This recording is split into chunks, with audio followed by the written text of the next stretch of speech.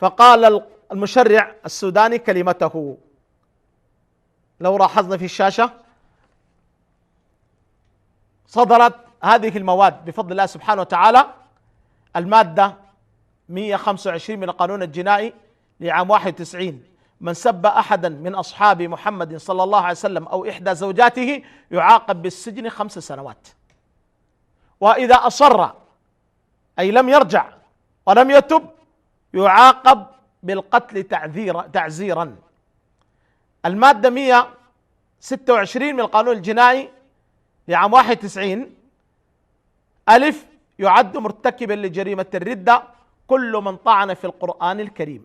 ب، يعد مرتكبا لجريمة الردة كل من كفر أصحاب محمد صلى الله عليه وسلم جملة، كما سمعنا الآن كيف يكفرون الصحابة.